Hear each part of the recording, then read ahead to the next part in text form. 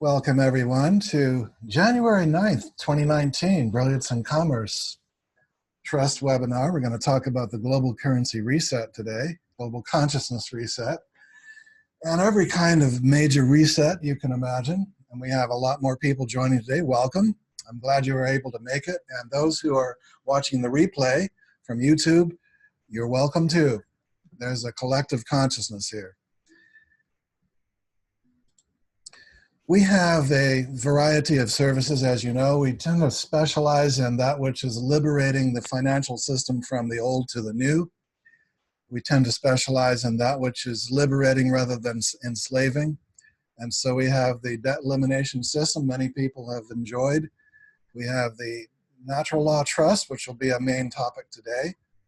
And that has been freeing people from a lot of the statutory old reptilian kind of limitations. And we also have variety of side consultations and affiliates and partners who are providing the Monaco Management Group and the Lighthouse Law Club and the revocation of the election for removing Americans from the income tax rolls. And we have the credit leasing program for those who have good credit and wish to lease their credit out. We also have the bank instruments program that is available for those who have contact with billionaires and people with 100 million plus, a safe place where that money can go with zero risk and produce good returns and referral fees. So all of these are assisting the transition, the bridge from the old to the new. And we wish to thank you for being on board and contributing your talents, your expertise, and your resonance. You may have noticed that Brilliance in Commerce has been privileged to be a member of the Worldwide Charter for Fair International Commerce. Here's our certificate. For those of you watching on video, you can see it. And it's a United Nations organization. It's a very good affiliation, something that is given to those who support integrity in commerce. So today, January 9th, 2019, we have our very first focus on the global currency reset as it applies to natural law trust, asset protection, and the entire perspective of what is happening on this planet today. A good way to start the new year. The next one will be February 13th, 2019. And past webinars can be viewed at brilliance-videos.com. Brilliance-videos.com leads you to the YouTube channel where you can see our past videos. houseoffreedomtrust.com for those of you who don't have an affiliate link, or for those of you who need a generic connection, leads to the trust section of, well, actually it leads to our Brilliance in Commerce website, but it's basically the traditional link that House of Freedom Trust, which Randall Hillner brought to us and made the head of our trust department at Brilliance in Commerce. So house-of-freedom-trust.com. For those who need a phone number, it's 360-200-7521. And for those who have not already enrolled or subscribed to the Brilliance in Commerce newsletter, at the top of the website, please click on Newsletter Sign Up. My name is Tansen Fairmont. I'm the founder, member of the Board of Advisors of Monaco Management Group. I've been a speaker on many radio shows and conference calls, and I'm the author of Sovereignty, Consciousness, and the forthcoming Cosmic Renaissance. International natural law trusts are international because they are not subject to the jurisdiction of any one government or locality. Only the actions of its officers may be, in certain occasions, subjected with limited jurisdiction for specific purposes, but the trust itself has never been and never will be subject for its validity or its operation to any jurisdiction, and that's why we call it sovereign, we call it international, and it is natural law because it adheres a little more closely to those laws, those principles that govern the universe than even common law, which is the human-made version of the compliance that most similar and many times inferior trusts have been designed. We like to think that our natural law trust has taken common law trust, raised it to a new level of perfection and refinement, simplicity, politeness, and strength. With no failures, 100% success rate, never been penetrated, never been invalidated in over 3 decades of our experience, and perhaps more decades of those people who were our mentors. It's the best kept secret of the super rich, like the Rothschilds, Rockefellers, Mellons, Carnegies, Hunt brothers, Kennedys. These families have used what used to be called the Massachusetts Trust, various versions and variations of the common law pure Colato, the common law pure trust organization or trust contract organization, based internationally, both domiciled in foreign countries as well as the United States, and operated anywhere with banking, with brokerage accounts, with a tax ID number derived from the tax agency, but not for filing tax returns because it has no tax filing requirements. So it's been a quiet thing. It's not been a secret, but it has been quiet, and it's been enjoyed quietly by many hundreds of thousands of people worldwide for decades and generations. Today is our topic of the natural law trust as it relates to the global currency reset. And the first thing I wanted to go into is just to review the rise of consciousness. Here you see the map of consciousness as given by Dr. David Hawkins. And here he's created a scale of 1 to 1,000. Some of you may have seen this before, where evolving consciousness at its lower levels has the negative emotions of grief, apathy, guilt, and shame, fear, desire, and anger, and pride, all below 200.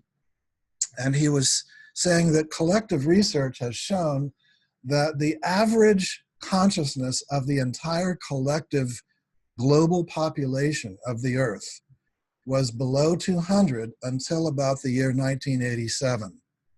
1987 is when the harmonic convergence happened. 1988 was when Maharishi inaugurated a lot of his world peace projects. A lot of breakthroughs were achieved around that time. 1990, we had the end of the Cold War and the Iron Curtain and the division between Germany, East and West, and so many other things that had been subject to that low period of consciousness, that low scale of consciousness. So we started seeing the evidence of the rise of consciousness to the higher levels. And then we have neutrality, courage, willingness, acceptance, reason, love. In the 500s, joy at 540, peace 600, enlightenment beginning at 700 and going up to 1,000. In David's logarithmic scale, 1,000 representing the highest consciousness that can be withstood in a human body. And the consciousnesses beyond that being in the higher dimensions. This is a kind of a nice table showing how there is an evolutionary process. Those of you who have been watching the rise of consciousness on the planet since then have noticed there have been ongoing evidences of a continuing acceleration of the rise of the entire collective.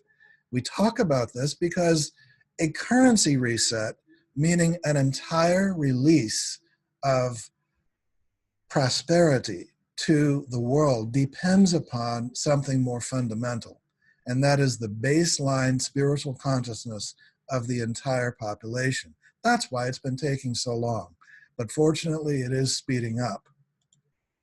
Here we have the mandala of the curve of developing consciousness, and you can see here that in quadrant 1 is the beginning of a soul's evolution out of the great central sun, out of the pure being, out of the I am presence.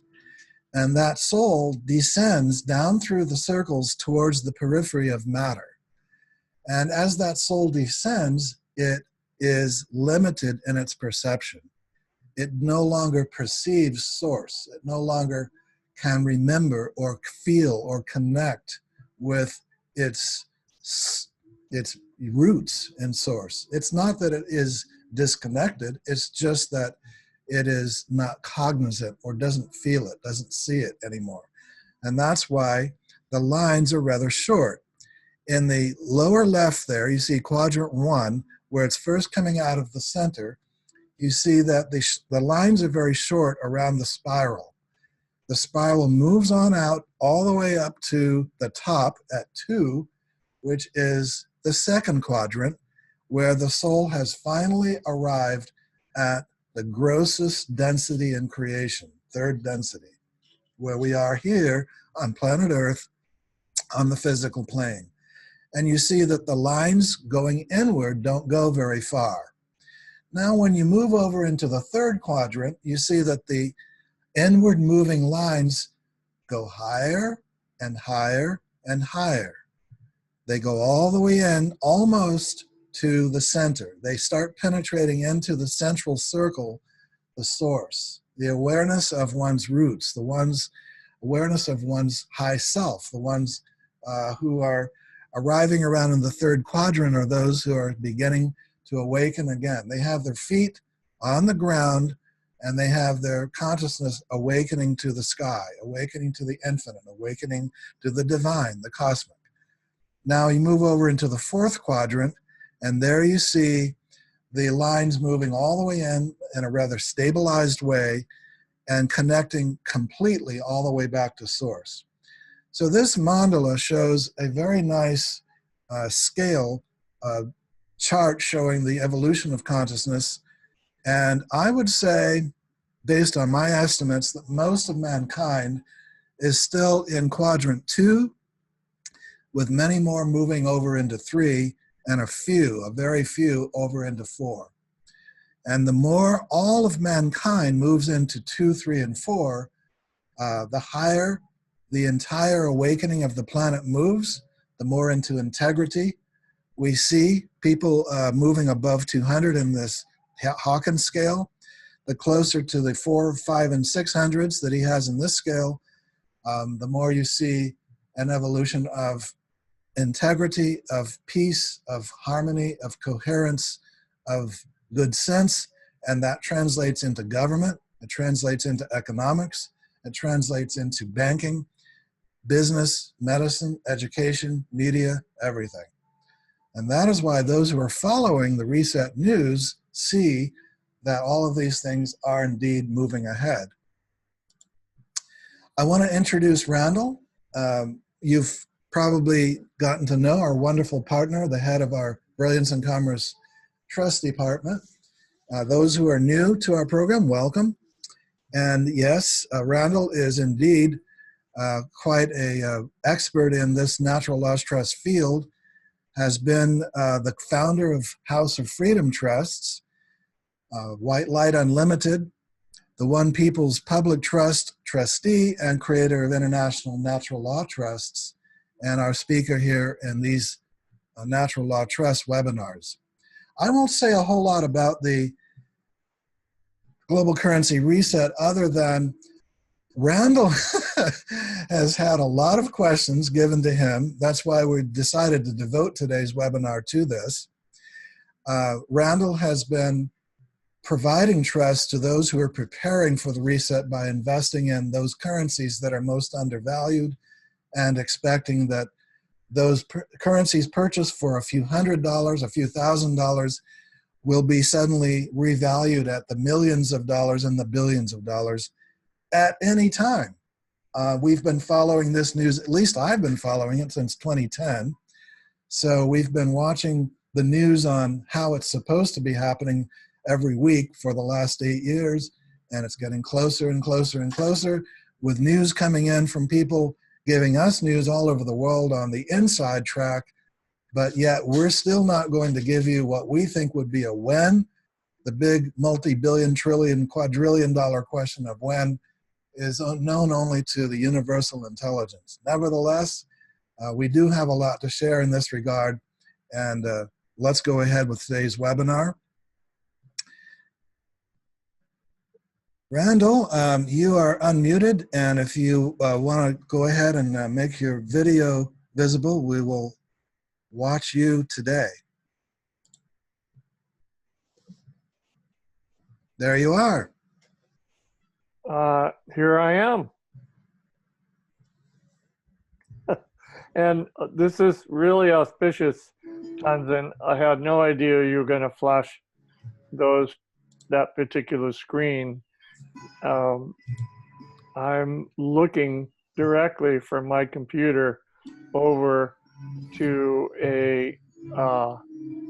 it glows in the nighttime, but it's a screenshot of the celestial universe, and it is strikingly real. Randall, Yes. we don't hear you. I'm sorry, you'll have to start over again. I got a notice on the chat that, okay. Hold on. Is that any better?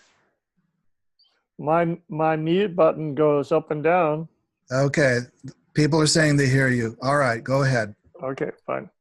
So anyway, the auspiciousness of your slide was particularly poignant because I'm looking at this thing on the wall that my great granddaughter bought, and it's a night glow of the celestial universe in a 360 degree. And when you shut the lights off at night, this thing glows in the dark. It's really quite striking.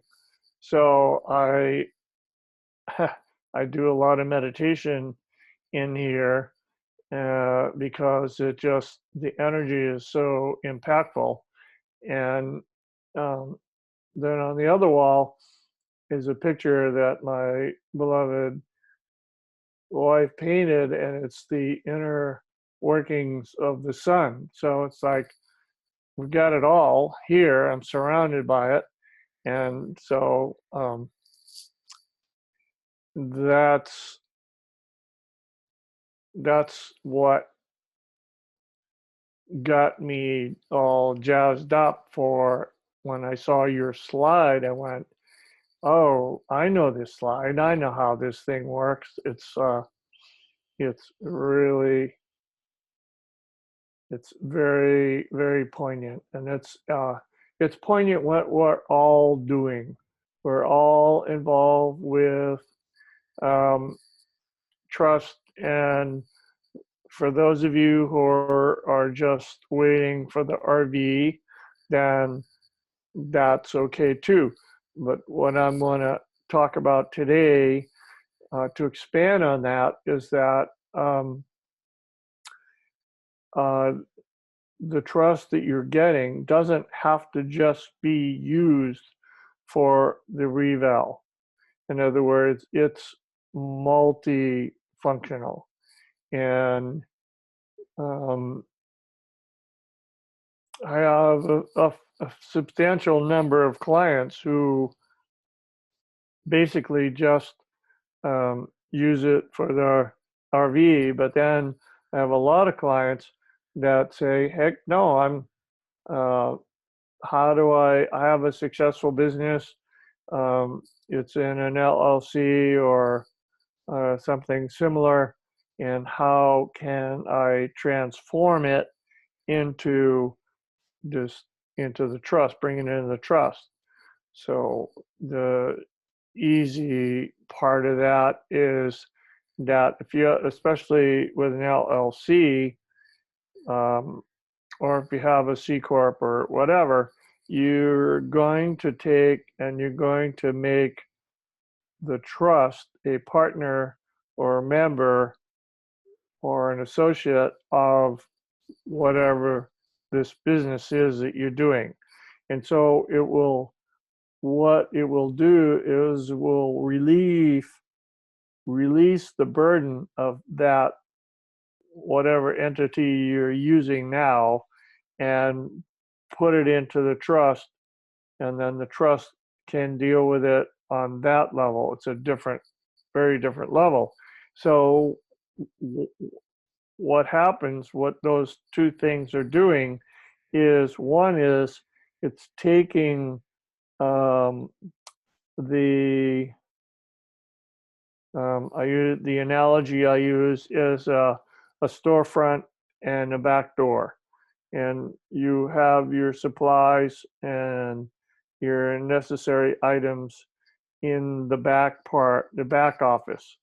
And then in your front office or your storefront, that's where you have what's on the shelf for sale. And so the LLC, let's use this example. The LLC, you have a successful LLC business going, but you want to take the tax burden off of the LLC and or whoever else owns it. And so the LLC can include, or it can sell to the House of Freedom Trust, it can sell a portion, a percentage of that business to the trust.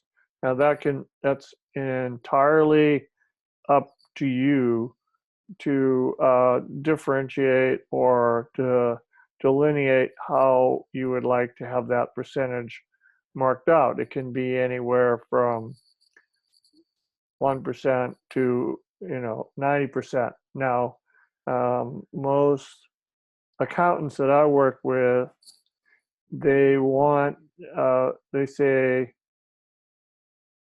well, they say the IRS wants this, although we know that the IRS is now closed down because you can't go online and get an EIN number online anymore because our infamous, beautiful president from wherever he's from has closed down the government. And so I'm not going to go into that situation, obviously. But you can't, so right now, IRS is shut down. Whether you're going to be able to file a tax return or not is up to you. That's always up to you anyway. And we have two very viable sources of how to say no to the IRS. It's really easy. We have really good people. I've talked to them personally, and I highly recommend them. I've already sent clients to them directly. So it's very, very it's a very, very changing process that we're coming into. Now, I can't see myself on the screen right now, so I don't know, can everybody see my face or some part of my body? Yes, you're very beautifully visible, Randall. Okay, fine. All right. Well, that's a matter of conjecture, obviously, but all right, so that's all I care about. All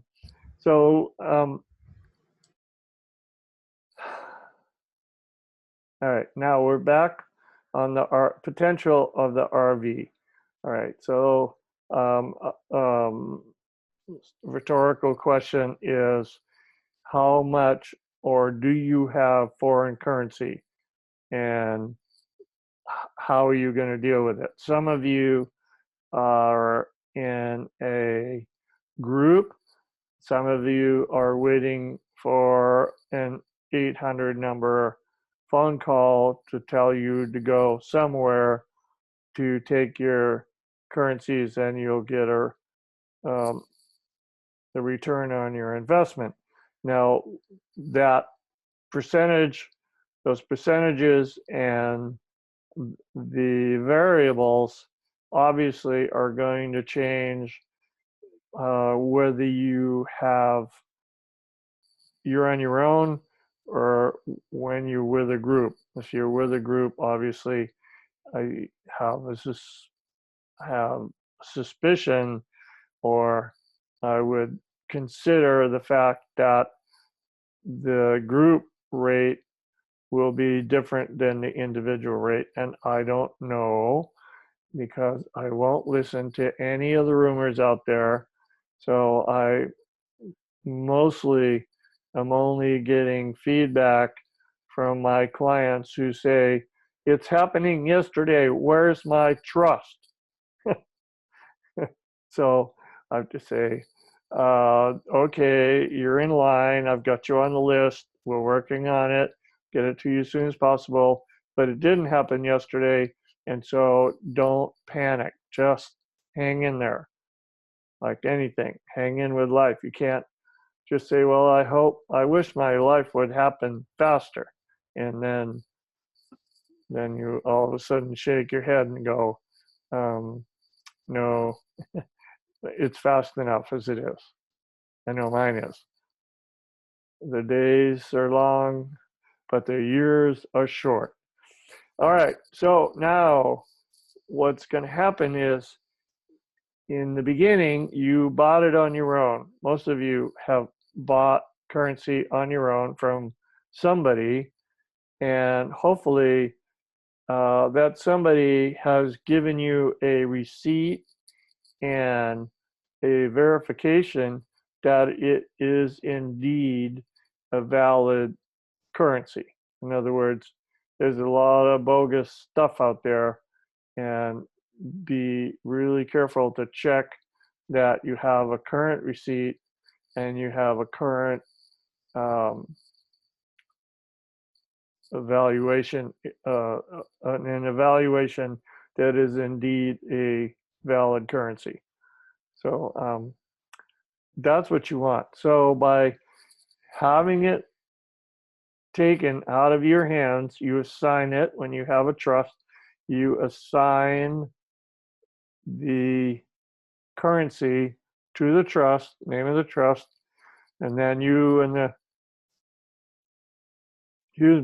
trustees will sign it, and then that's the only piece of paper in the whole document that you need to have notarized, is the assignment of foreign currency. Because what we want and what you are really going to need is to have a date stamped document that says on January 9th or January 10th is that you went to a notary and you told the notary the schedule is in your trust if you have one. If you don't have one, then as soon as you're ready, we'll get you one of those assignments, and then you will go to them and you'll say, okay, now I'm assigning this, and there's a note. Don't let the notary say, well, I need to see the whole document, and just say, no, I'm sorry, the document's private. You're only here to notarize my signature. And so that's what you want to have in your mind, a clear symbol that you're not there to rectify or to even try to validate the document you have. All you're there for is for them to notarize your signature. And so your signature will be on this addendum Schedule A. Now, some of you are going to be trustees, some of you are going to be grantors, some of you will be giving funds, assigning funds to the trust.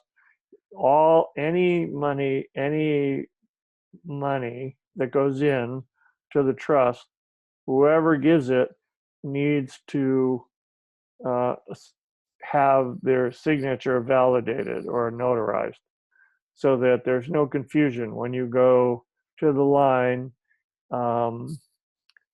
wherever you go, or whatever happens to happen for you, is you want that to be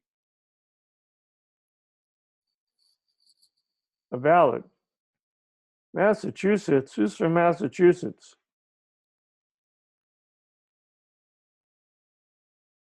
Anyway, out of Massachusetts back into Hawaii, what we're going to do is we're going to validate the fact that there's an assignment from your personal pocket to the trust. And then when you go, wherever you go, whether if you're in a group or if you're on your own, you're going to walk in and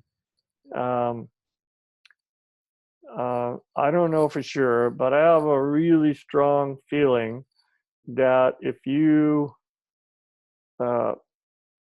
go to wherever you're going to go, whether you go to the group or you go to the bank, is when you walk in with what you have, is you're going to ask to talk to the manager or the wealth manager, and you're going to say, I have so many I have so many of these, so much of this currency and so much of that, and it's all notarized, and I'm looking for you to translate it for me into hopefully not US dollars, but US Treasury dollars, which is different than the banknotes that are issued by the fake Federal Reserve, phony Federal Reserve. Fake phony Federal Reserve. Yeah, that's better. Okay, so then you'll come out of there and you'll be treated in a um, very different attitude. You're not going to be a retail customer working on the ground floor anymore. You're going to be up in the private sector of the bank, and they're going to welcome you and say, how can we serve you? And they're going to want your business because they want you to keep your money in their bank. So that's something to make notes about and think about whether you want to stay.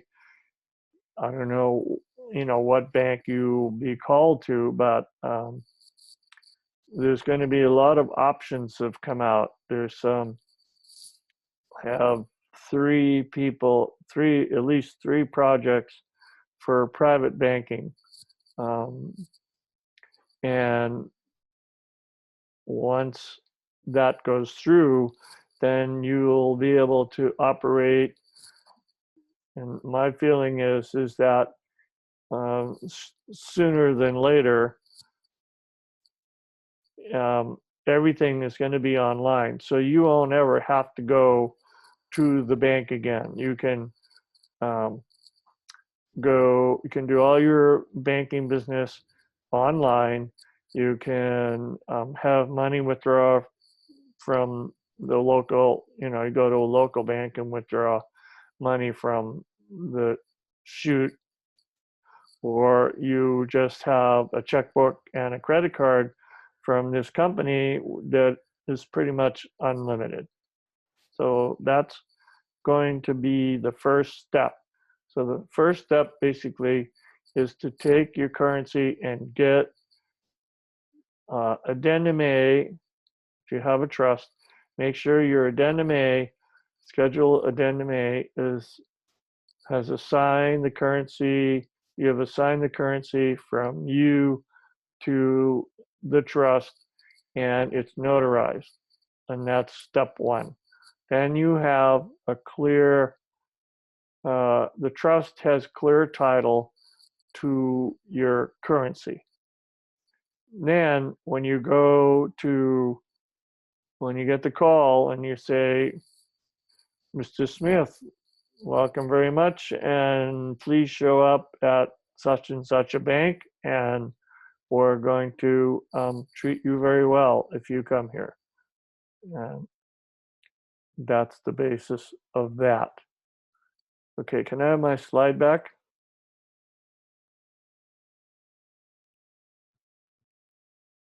Please, Mr. Bill, please. No, Mr. Bill, don't do it. Okay, so yeah. Which one do you want? Oh, this one's good. We'll move on. I think we covered this. You can go to the next one. Okay, so if you take it, see, this is the whole issue, is if you take your RV money and you have it personally, say it's in your pocket, you own it, you have all the receipts are all in your name.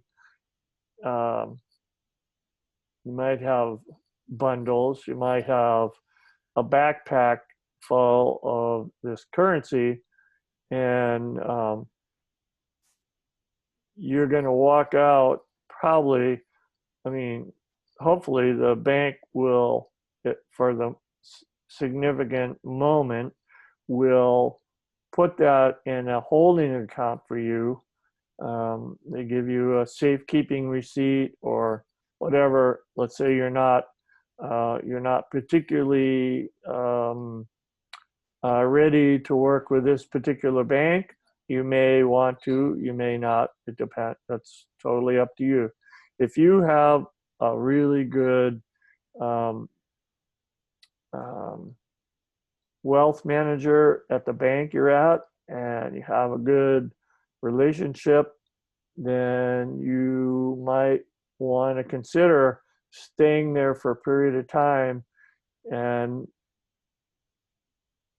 let him tell you what he and his bank, he or she, and that bank can do for you, because it might be very generous.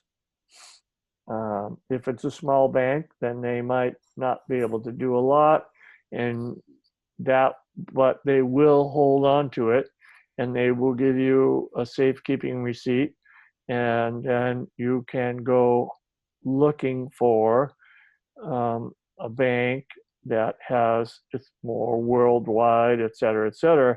Like we said earlier, I know there's going to be at least 3, possibly more, private banks that will open.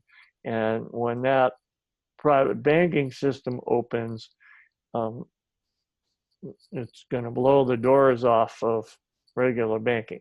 So, I want you to look at that potential or that possibility. So for right now, we've got to wait until they say, well, come and collect your new possibilities. Okay, so what happens is when you put it in trust, not only you're not carrying it in your wallet, but you're basically, if you have it in your own wallet, then you're going to get hit with a serious tax liability. I mean, I don't know. Rumors are flying that the IRS won't be around. And I know they're not around today because nobody's been able, because the government shut down. And I'm just going to leave it there. The government shut down. There's no IRS. You can't get an EIN number. So that's going to be a situation that will have to be addressed. And I think I talked to a client this morning and I said, go into the bank and say, I'd like to open up an account. I have a trust. I can't get, the IRS is closed. And I need to at least be able to open this account. I don't want to hold it all. Now, whether they'll do that for you, I don't know. Maybe the banks are closed today. I don't know. I haven't been by any bank, so I don't really know. I know the government shut down, or at least the federal government shut down. The state is happening. Hawaii, at least, is still happening. It's open. But the rest I don't know about. I'm not a fan of the news because it's so negative most of the time. So, all right, so we've taken it from your personal pocket and we've put it in the pocket of the natural law trust, which avoids or eliminates even any kind of tax liability. So we'll address that in future presentations, but for right now, we're just going to leave it there. We're going to say, okay, so for right now, the tax liability is significantly reduced, if not eliminated. Okay, so the reason is because, hold on one second.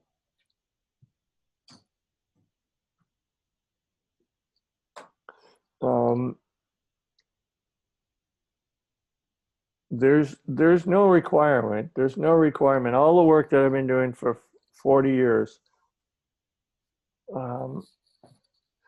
is that there's no requirement. There's nothing that the IRS can prove that says that you're required to file a tax return. Now, I'm not here to start a tax revolt, and I don't want to discuss any of that stuff here in public. And if you want to deal with that, then we'd set up a private consultation and go from there. But I would rather turn that particular aspect onto somebody else. And if you want that aspect, then you just need to email me and say, who do I get a hold of? Beautiful person, and I definitely recommend his stuff. So there you go. You're not, even though when you go and get an EIN number for a trust or for anything, it says you are required to file well, for a person it would be a 1040. For a trust it's a 1041.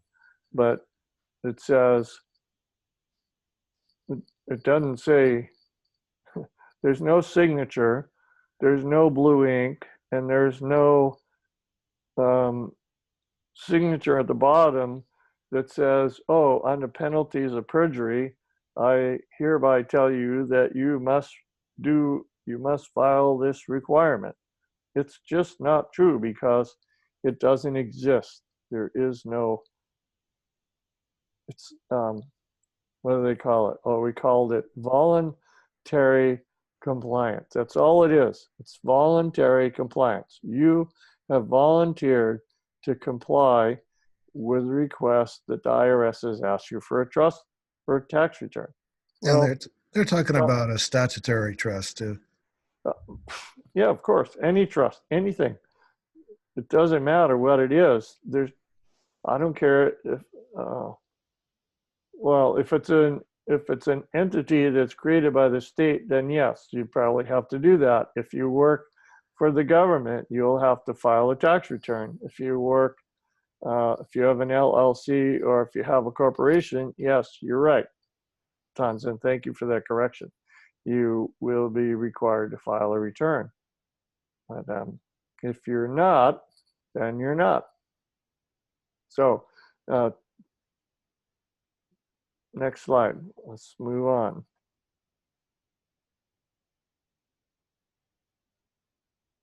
Okay, so here's the confusing issue is people say, well, I want to put my car in the trust and I want to do this. And I say, wait, first of all, you never put anything that can create a liability in with your assets.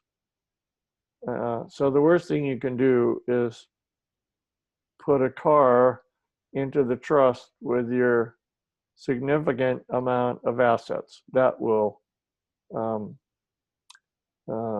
eliminate all those assets that you just, garnered into your portfolio. So never put a car into a trust or a plane or a boat or anything that can harm anybody. If you bring injury to anybody, then that person who injures can be sued. And so the same with a trust. That's why you, if the trust buys a house, then you as manager and or trustee are responsible to make sure that that house is well kept and insured and kept to a state where it's safe worthy. So that's where that goes. So that's how you separate your assets from your liabilities. Okay, you're going to either be the manager or a trustee or beneficiary. Now, I have a lot of folks that are in a quandary about whether they should be the um, the grantor or to be a trustee or just to be the beneficiary. It's totally up to you. When I began to do this 40 years ago, my mentor was older and he worked with an older generation. And most of these uh, folks in the older generation, they had a substantial portfolio and they didn't want to do any work anymore. So they came to us and they said, we'd like to set this up so that these trustees will be the manager and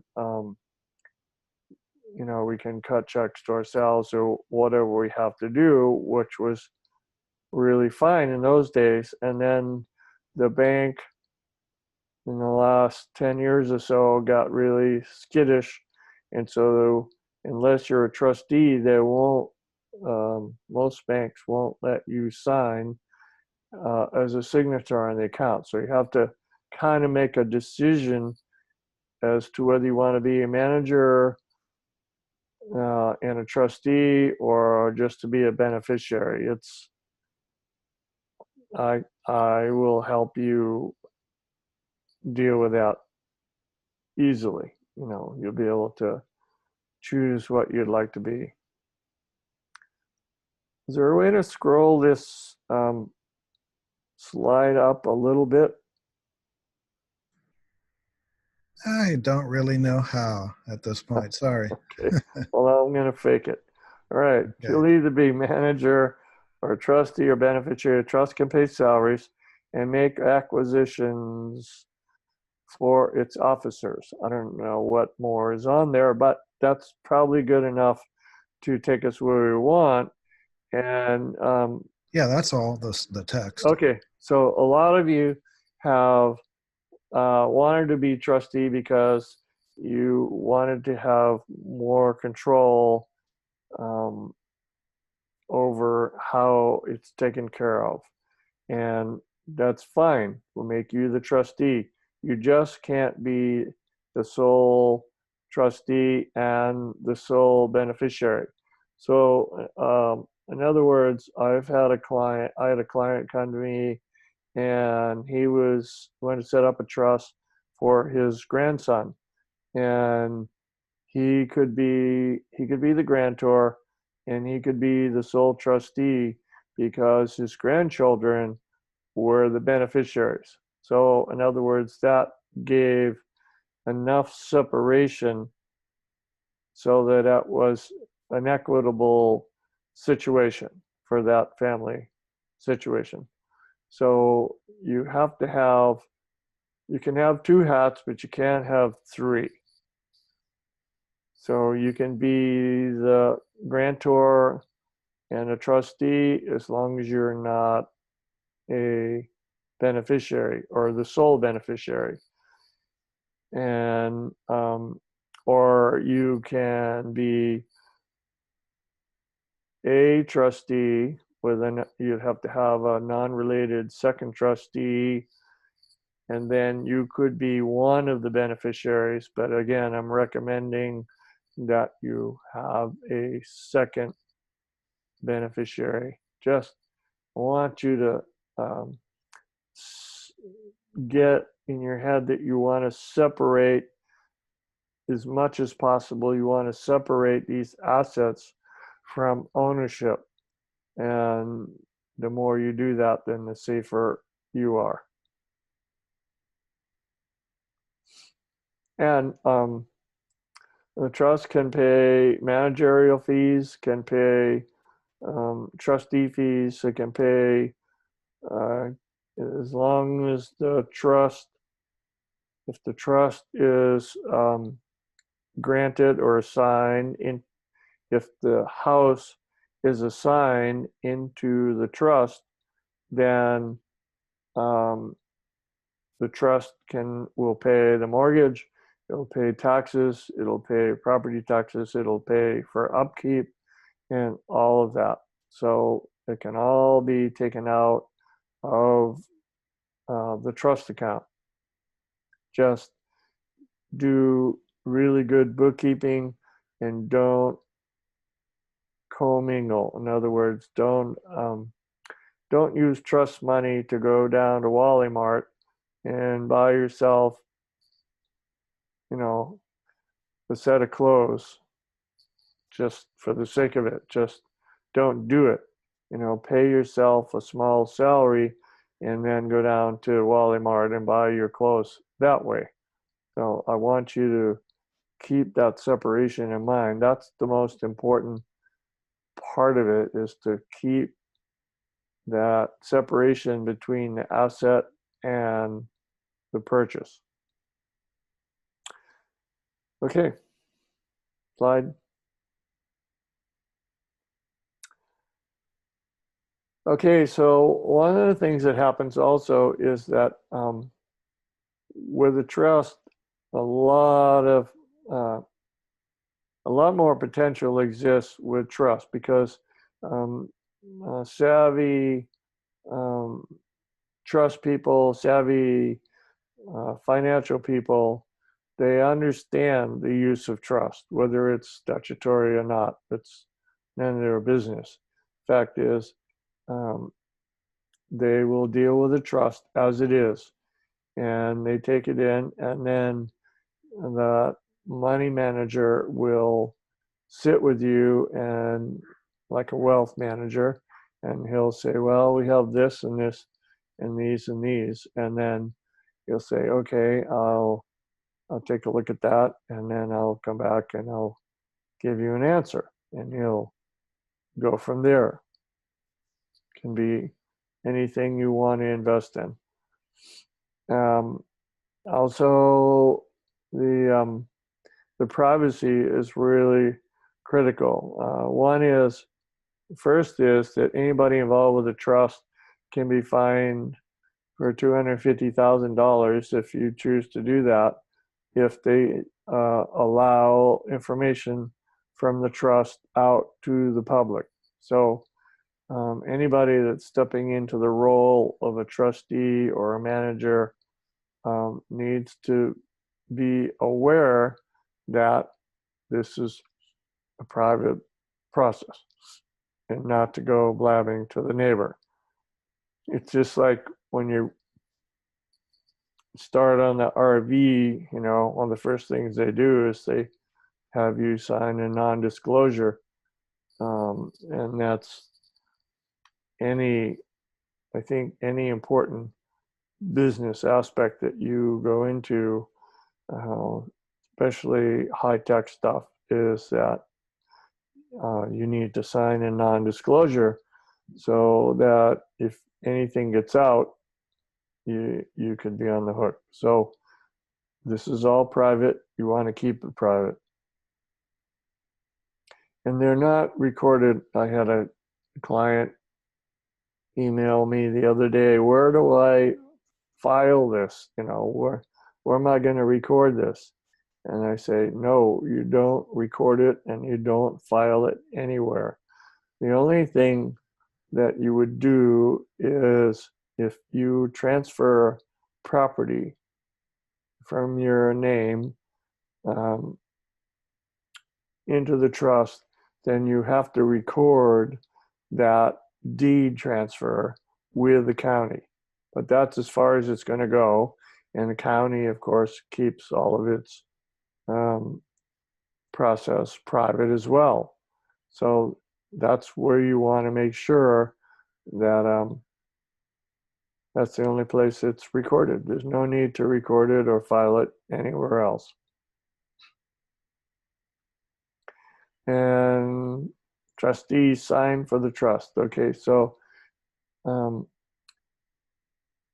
trustees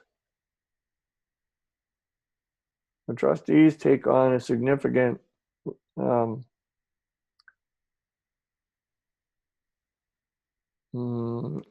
trying to find the right word, that it's not that you're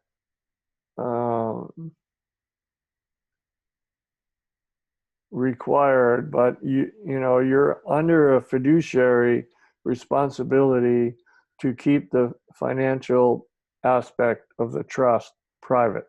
That's the word I was looking for. So financial fiduciary responsibility.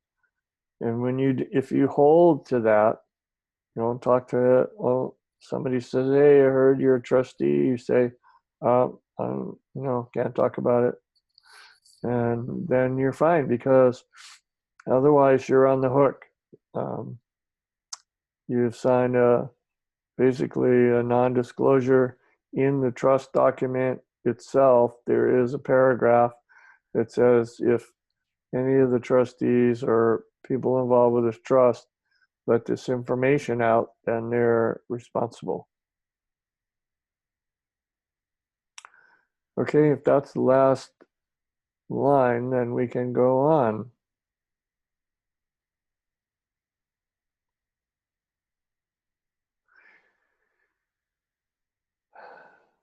Okay, so natural law trusts protect your investments more effectively. It's because one is a privacy, one is a fiduciary responsibility on the trustees, and two is it's going to not go anywhere as long as everybody's working in integrity. You just keep it as it should be. Now, in the future, children or other family members can be successor trustees. In other words, trustees will change periodically. Some people will be incapacitated, some people will pass on, and some people will just get tired of being a trustee and say, I want to go play golf. So in that case, you have a successor trustee. They can be appointed now. They're not really going to do anything because they only take effect when something happens to the primary trustee. And then they would have to step up. However, in the meantime, it's your job, if you're the trustee, to start training this young person to be in a position of being a very successful successor trustee. And I have a couple of books. I have a bibliography. I'm going to, I think next month, I'm going to take a few quotes out of the book and relay them to you. And Tonson, did we ever do a bibliography for your webpage? We had the bibliography emailed in newsletters, and I don't think we've posted on the website. We should, yes. Okay. And also, I recommended putting it in the manual. Right. Okay. So, but you have it. You have it accessible. I can send it again if you need. Yeah. Okay, I'll do that. I'll send you another copy. But I think it would be really good. There's two books in particular that are intriguing.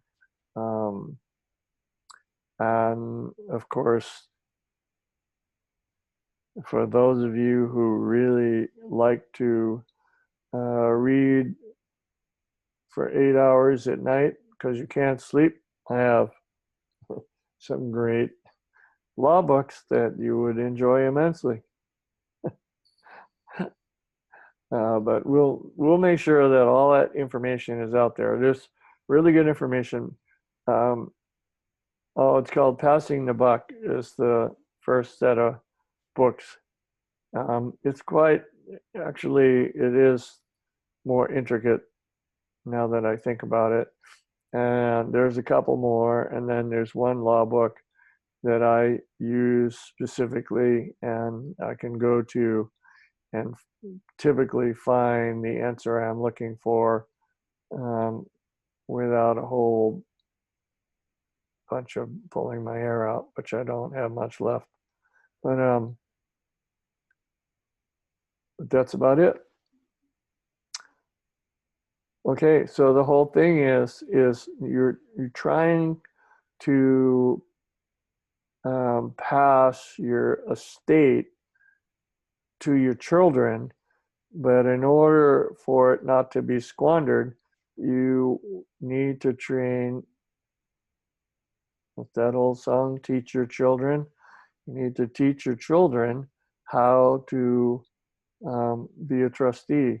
And it's not difficult if it's started early on. And in other words, as you make decisions within the trust work, you decide, well, talk to your dad, and we're going to thinking about doing this, and we need to do it this way, and you want to see how it's done. And then they will watch as you, put that play together, and then you do it, and they see, and they get a gist of it. That's all they need. And then you just keep doing it and keep doing it, and all of a sudden, they're able, they get to an age where they can take those law books and they can look at them and say, hey, this is pretty neat stuff. This is stuff I can use into the future for more than a number of things. And it's like, own nothing and control everything. And the idea is to release the burden of ownership to somebody else, or that can be carried by 2 or 3 people, because you can have more than 2 trustees if you choose. You can have 2 or 3 or 4 trustees. Some bigger businesses may want to have 4 or 5. You always want an odd number, so there's a majority, that can say swing vote here, and it all works, especially if everybody is understanding and has read the trust manual and the trust document. And see, I have a number of clients that call and they have these questions, and I say, well, on section 13, you say this, what does that mean? I say, well, have you read it? Have you read the paraphrase above it and the paraphrase below it? And have you read the trustees manual? And do you understand the basic premise of it? Because it's really simple. I mean, it's just like it's a one-word answer to their question, but they didn't take the time to, really look at it. So I have to remind them gently to go back, look at the trust, read the trust again, read the trust manual, be aware, see how it goes. That's it. Okay, so if that's the last slide, we can go to questions if you want. All right, everyone. I think, what was it, *9 for those on the telephone, and also for those on the video, you have the raise hand icon to click on. We also have a number of questions in chat. I want to thank everyone who have been answering on the chat the questions some others have been putting out. Thank you very kindly. Cool. Very So good. your audience is doing some of your work for Yeah, I'm really glad about that. you. Yes, there is a recording being made. Yes, it will be posted on YouTube. Thank you, Peter, for posting the brilliance-videos.com link for that. Let's see. We have, can an S Corp also go into the trust or only LLCs? Well, what you would do, I would have you consider selling S Corp stock to the trust, or assigning it, or giving it, or gifting it, or whatever, however it works tax wise. You might want to check with your tax advisor about if it's an S Corp, it's typically owned by a person or two people, and that could easily be assigned to the trust. So the trust would now have the ownership of whatever percentage that you've decided to give, or to give off yourself and give to the trust. Right. And I think the same would go to stock. You know, if you had a regular C Corp, then you could either gift or sell that C Corp stock to the trust. An LLC, the trust becomes a member of the LLC on the percentage that you would like to have. Here's kind of an odd question. Can the notary be one of the trustees or secondary trustee? I guess it would depend on your relationship with them, huh? Yeah, sure. Notary could be a trustee. He has two hats. He has a notary hat and he has a trustee hat. As long as he doesn't mix them up, he's okay. Mm-hmm. You'd kind of want to know the person, probably. Yeah, I wouldn't just hire a notary off the street just because he's a notary, and you don't need a notary other than to notarize their signature. So unless you want him to be intimately involved with your business, then I would say think twice about it. Yeah. Okay, we have area code 775. You have been unmuted, and would you like to state your question and your first name? Yes, my name's Tricia. Hi, Tricia. And I just appreciate what you folks are doing so much, and Thank what you. we have the opportunity to participate in doing as far as raising consciousness for everyone's best benefit. Where are you from? I live upon Nevada in this particular point in time. Nevada? Yes, that's correct. Sunshine, lots of And sunshine. yes, that, by the way, is the name of one of our trusts. So anyway, I wanted to ask, because it was some time ago that we did a gift letter for our currency to a trust. And in lieu of a notary, we did two witnesses. And it's my understanding that in law that two witnesses certainly can take the place of a notary. And I just wanted to confirm that with you, because I know you were talking about a notary earlier. Yes, that's correct. Okay, good. And they are dated, of course. And Yeah. then the other thing I wanted to just get some feedback on regarding exchange into whatever temporary account it might be. It's my understanding that if you have a special type account, and I think it's called, I can't remember what the word for it is right now, but it's like they're holding the funds in trust. And you do not receive interest from the financial institution, then that's going to make it easier for you to transfer the funds out into one of these private banking projects that might be preferable at some point in time. Is that correct? Because by accepting I would make sure that the bank promises to release those funds whenever you have a demand for it. So Okay. they can hold it and not have to pay you interest, but they Yes. have to promise. You have to have them promise, sign. Actually, a sign. I would have them sign a document stating that upon request you have full access to your funds. Okay, very good. So go even further. See, it's my understanding that if you enter into contract with the bank whereby they're paying you interest, you've become part of their Right. conglomeration, so to speak. So by keeping it a no interest account, that keeps you out of that status. And that you're suggesting that in addition to that, you have them sign that you can have full access to your funds upon request. Yes. Okay, great. That's very good.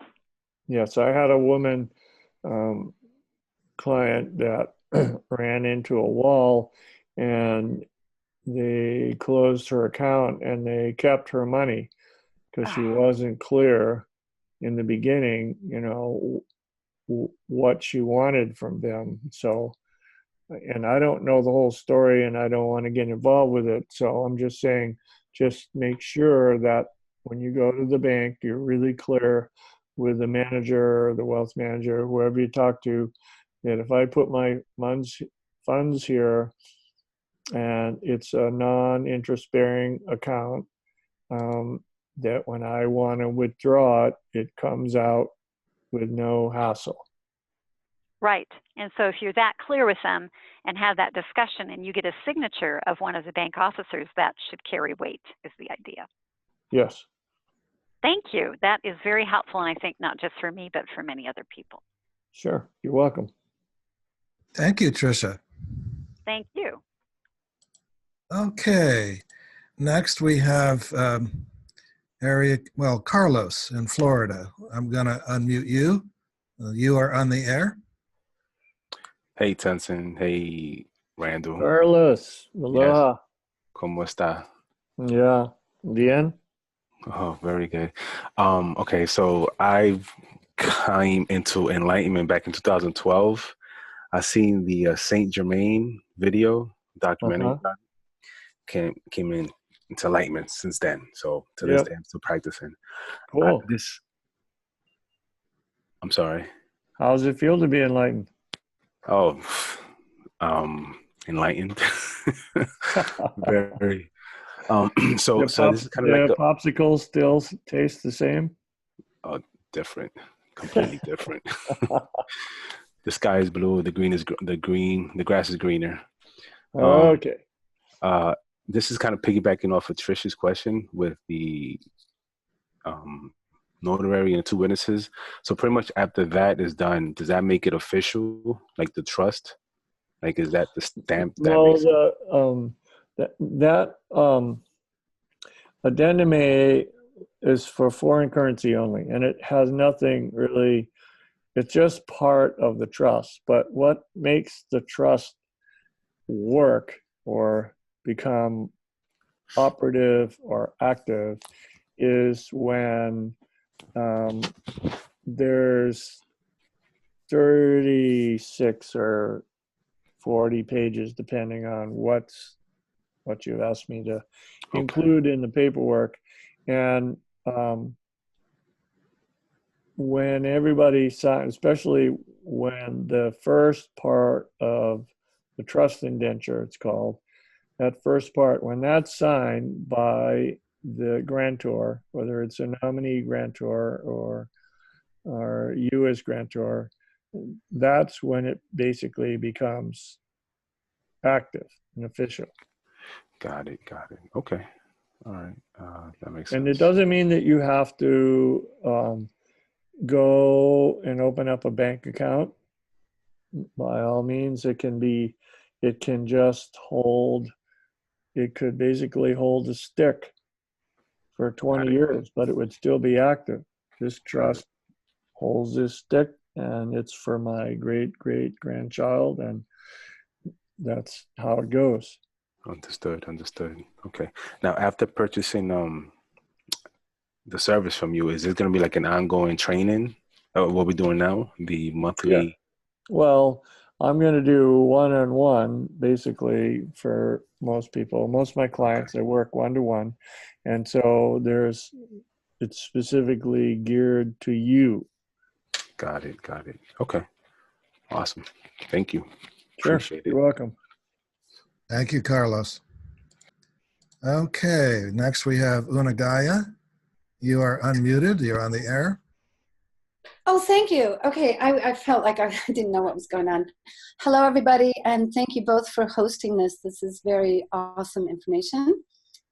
I am very curious about having the S Corp or the LLC.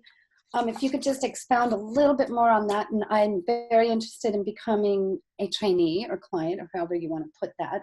But if you could just talk about it for a moment, what I thought I heard you say was that with an LLC or an S Corp, I can gift the assets of that company or business to the trust, and then the trust can pay people. Is that true? Kind of? Yes, but I want you to change the wording. Okay. And I want you to see that you are not gifting the trust. You are assigning the trust this particular foreign currency or whatever else It's you might be. exchange. I'm sorry? Exchange is what you call it. I say assign, but Yeah. it's not really an exchange. It's an assignment because if you exchange it, then you're going to get something in exchange for that gift. But if you're assigning it, it may be that there's other beneficiaries that are going to receive the benefit of that gift. So I would use the word assign. I like that. That fits my terminology better. Okay. So you assign your currency, or you assign your personal effects, or or property, or whatever, and then in exchange, I guess, this is where the wordplay comes in. In exchange for that, if you're doing it yourself, then you are going to get units of beneficial interest, which is interest from the trust for you for the value of what you assigned or exchanged into the trust. Oh, beautiful. Oh, that makes a lot of sense. And the one more question on the banks. I know you were going into that, the holding of funds and no interest-bearing account and things like that. But you did mention something about treasury notes. Is that was a separate deal? Well, the treasury note, yes. That's contingent upon the RV happening. Right now, we have US, and it's just a fake dollar by the Federal Reserve. They're just banknotes. They're not worth anything, but they do buy your bread and water. So you can't really, disparage it to any extent, but it's really not real. And what we're hoping, or what we're looking for with the reevaluation, is that the money system will change. We don't know to what extent yet, but hopefully it'll go to a gold-backed dollar, a treasury note. It'd be a treasury note rather than a bank note. Right now, the Federal Reserve Bank in New York controls all of the money. But if the RV happens and treasury notes happen, then it'll be real treasury notes that come from the US Treasury and not from a bank. Oh, okay. All right. Thank you. Could be very different. Could be a very different social structure that we might possibly see in the future, which I'm very much looking forward to. Wow. Wonderful. Thank you so much. You're welcome. Thank you, Anagaya. So we have the question, what is RV definition, please? And I think most of the listeners today know what that is, pretty much. So I won't spend much time on it, but Randall, you've said some good things. I'll just add that there are countries that were invaded in war, Iraq and Vietnam.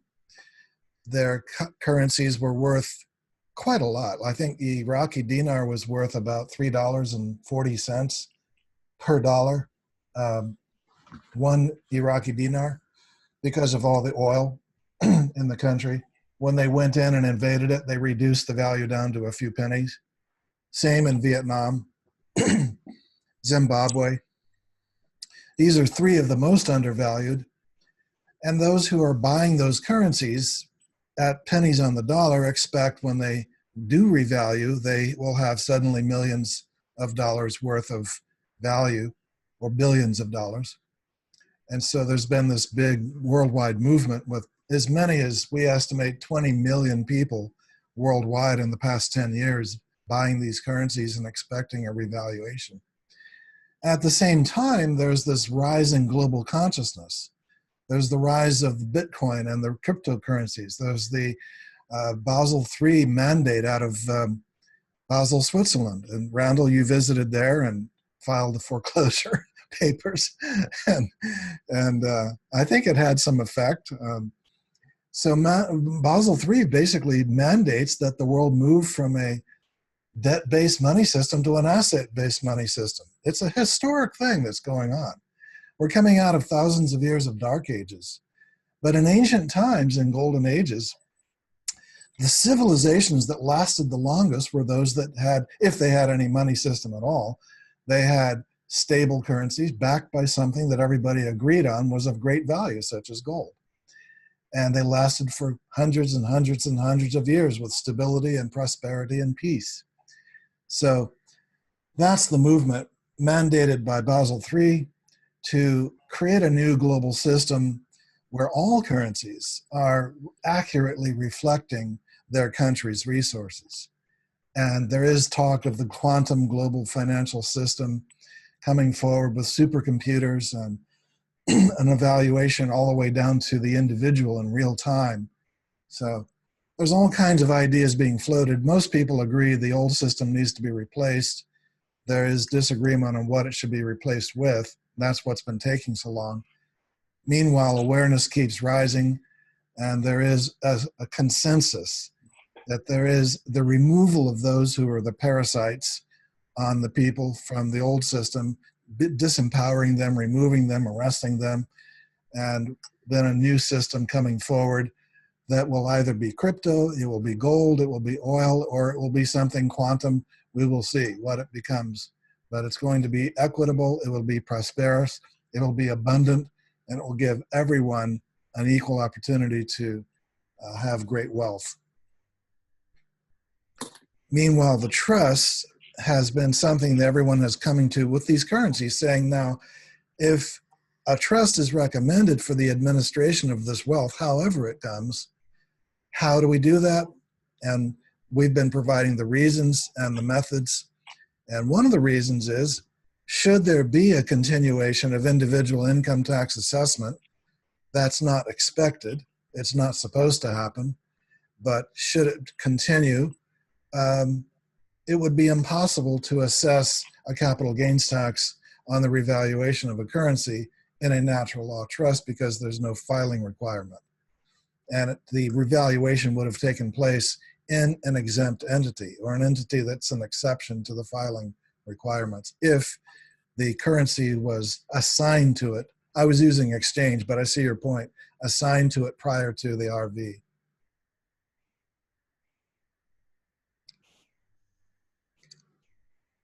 In the chat,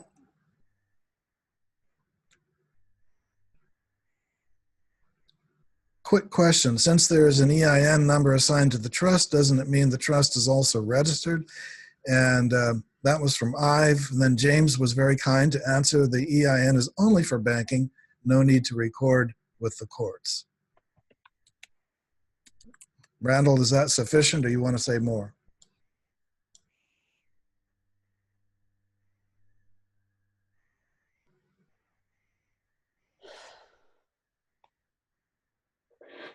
Require some kind of number, and you can't, you know, you got to tell the truth about it. So you just file, and when you file, it's online, takes about 10 minutes, although the IRS is shut down right now, so you're not going to get anything anyway. But that's all you really need, and it is just for the bank, just to open up an account.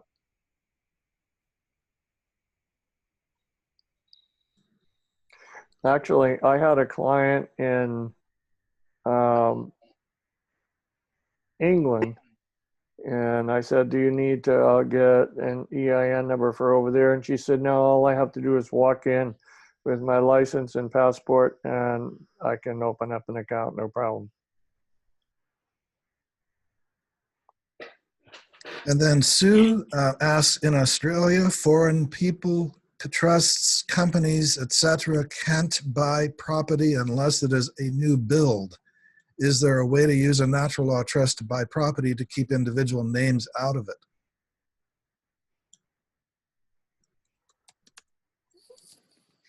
I didn't quite get what the question was on that. I mean, somebody's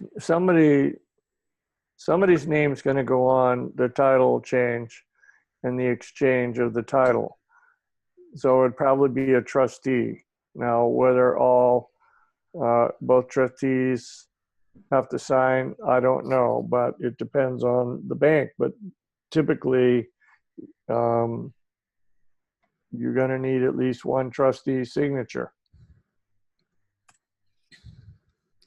We're not experts on every aspect of Australian law, but I would suspect that that would only apply to statutory entities in Australia, because the natural law trust has the right to conduct business and purchase things anywhere in the world.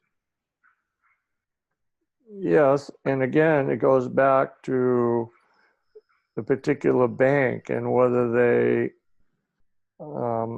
are really, again, what's your relationship with your banker? If you have a good relationship with your banker, then they're probably going to be fine. If you don't, then you may have to do some explaining, and you'll have to, you know, call me and have some better understanding of how to do that. Again, it depends on the bank. I've had banks, you walk in, yes, no problem, open it right up, and others go, sorry, we don't want to deal with these, and so you leave it alone, go somewhere else. And I tell everybody I've had it vary from branch to branch. Yep. Where Wells Fargo, one branch said no, and I went down the street to a different one, and they said yes. Yeah, no problem. I know I had to coordinate. One time I have a client, and he was in California, and his trustee was in Virginia, and we had to coordinate the banks. This is Wells Fargo Bank. They wanted to have both people signing at the same time. And I said, well, how can you do that? One lives in Virginia and one lives in the West Coast. So what they did is they made the guy show up at the bank at 9 o'clock in California, and the guy in Virginia was like 3 o'clock, I guess, in the afternoon. And they walked in and they connected up on a phone call, and the two managers put the signature cards in front of them, and they signed it there. And so then the bank took the signature cards and they put them together, and they sent them so that each bank had a copy of that card. So it can work. You know, it just depends on how friendly your banker is and how much he wants to do business with you.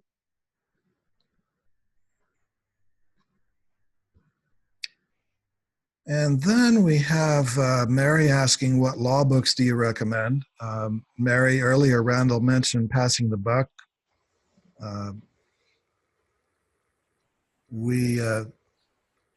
If you get a natural law trust, you'll find the bibliography put in the manual. Is that right, Randall? Yeah, can you take a picture of this? Raise it up a little higher. Cases and Text on the Law of Trusts, 9th edition. It's only 1,000 pages. It's one of my favorites. It's where I can go and pretty much get everything, but I wouldn't recommend it. The Passing the Buck is really good.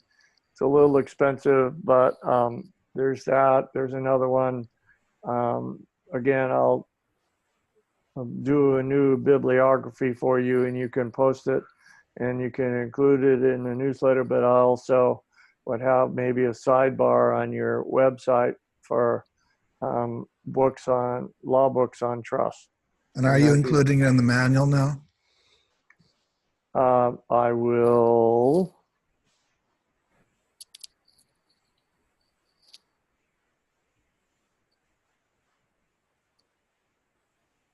make a note, and I will include it in the manual. Bruce writes, I would like to know a bit more about the Natural Law Trust. Could you direct me to more information? So let's recommend that you find whoever referred you to this webinar.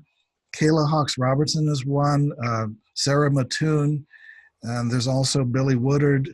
If you came through any of these people or some other affiliate, please get with that person for the web link. And we've posted a generic web link in this webinar. We prefer that you go through the affiliate who introduced you. Yeah. Adrian asks, can you get a bank account without an EIN? I heard of some people getting a non-interest checking accounts without an SSN or EIN. Probably harder to get, but do you have any thoughts on that? I'd have to know the bank and where and what her relationship with the banker would be. I used to do it all the time back in the 80s in California. It was no problem. I'd walk in, I'd open up an account. I didn't have a number on it. It didn't really matter. And now they won't even look at it unless it has a number. By the same token, there's also been no problem getting the number. Well, not until Mr. T shut down the government. No, I mean, it hasn't been a problem using it to bank with the trust. Oh, no, not at all. No, once you get the number, it's in, it's done. And what the bank is going to see, what the bank also wants is when you go online and you get it, is you make a number of copies of it, and you keep one with a trust and keep one with a master, and you just have more than one, and because you won't be able to apply for it again. You'll have to, it's too much of a hassle. You don't want to do that. So just make copies and store it with the original. When you sign all this trust paperwork, you keep the original in a safe place, put the original EIN number with it, make copies of it, and each trustee should have a copy of the trust in case something happens to you, and one extra for potential successor trustee, and then you'd be covered. And that leads me into also in the trust document, there's a whole section for notes. And it's really important that every time an action is taken by the trust, any significant action, it should be written down and signed by the trustees. And this can all be done over scan, copy, whatever, however you want to do it. And then you keep all of those papers together, because over a period of time, you're going to collect many minutes that will go to validating the efficacy of the trust document that you have put together.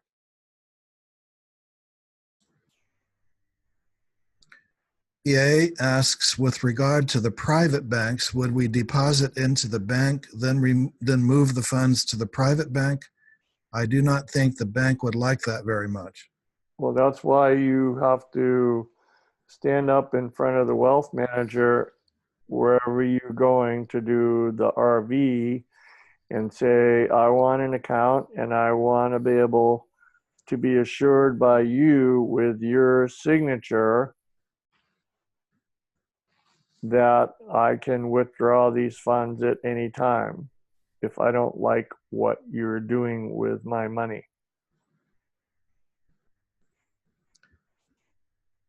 And if you're talking about the initial currency exchange after the RV, it could be possible that the exchange could take place within the private bank in the first place, in which case there'd be no need to move.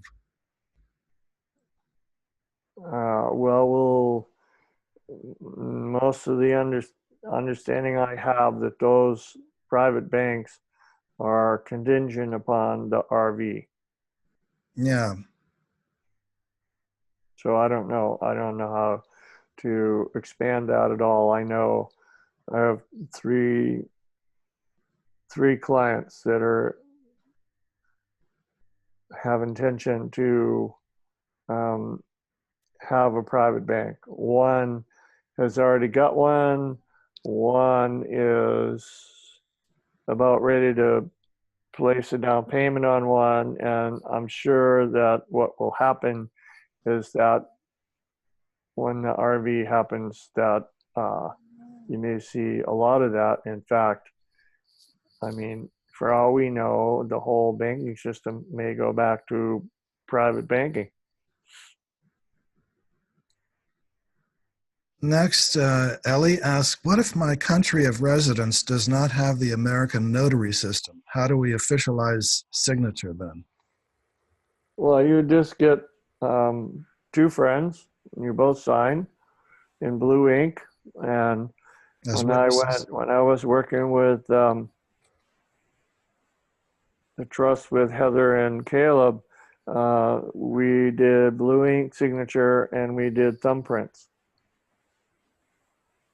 So that's as valid as anything. It's under the common law of witnesses for a signature, yeah? Of course. That's everywhere in all countries. Right, and that's my thumbprint. Nobody else has it. Mm-hmm. So, yeah, that'll work. Yeah, witnesses work. They oftentimes it's either a notary or two witnesses.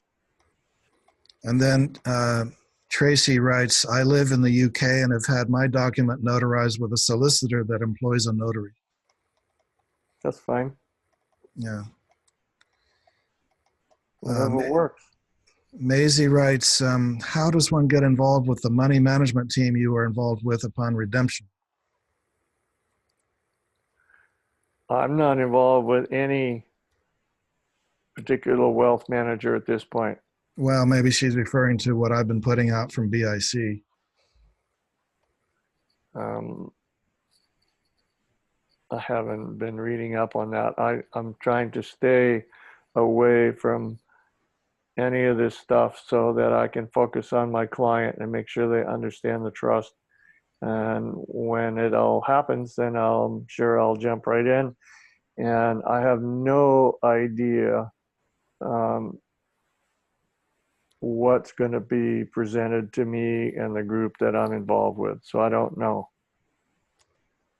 So Maisie, you have contact with us. I would just say write to us.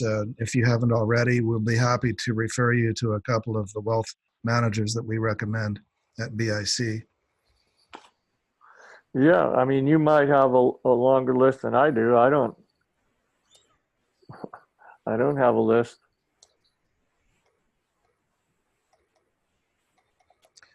I mean, Well, don't we have Mark? yeah, Mark Emery at Lighthouse. Okay. That constitutes a pretty good wealth management system. And now my new associates with the billion-dollar bank instruments trading. Oh, cool. Um, and then there's Monte Guild with his Guild Investment Management, Oh, yes. Okay. I've heard of that. Yeah. LA. Yeah. So there's a few. Yeah. Well, there's plenty out there. In fact, if once this thing happens and you go to a bank that's doing the exchange, you're going to probably find a whole wall, and there's going to be lots of chairs, and there's going to be a number of gentlemen or ladies sitting behind there waiting for you to step up and say, "Oh yeah, we'd love to help you. What can we do for you?" You won't be working on the retail floor business anymore. Yes.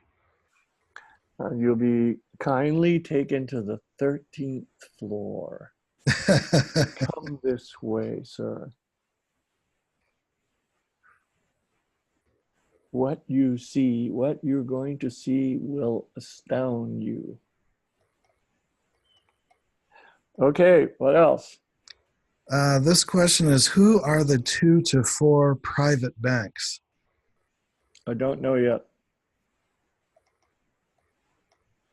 And I knew who they are, and I can't disclose that information yet.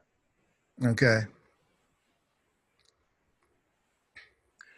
There's plenty of time. Don't worry. Be happy.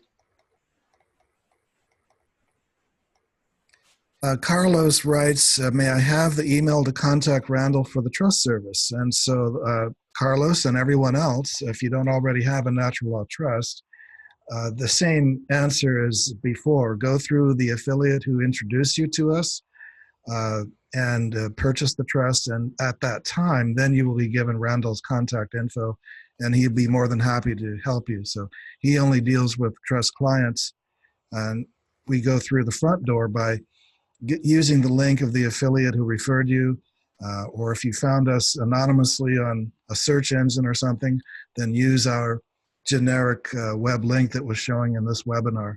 We gave it earlier. We'll show it again before we close today. Right. I don't mind doing emails if people are just starting and they have some questions that they need to have addressed, although you cover quite a bit of information in your book. Is that correct? Yes. Isn't your ebook downloadable, free downloadable? Yes, and we recommend everyone start there if you haven't already. On the website, you just go to the trust section and download the ebook. It's up to about 60 pages now. It's got pictures. It's quite entertaining, and read that over. Yeah, most of the questions are answered in there. And then we have a help desk ticket system for getting the rest of your questions answered. Good.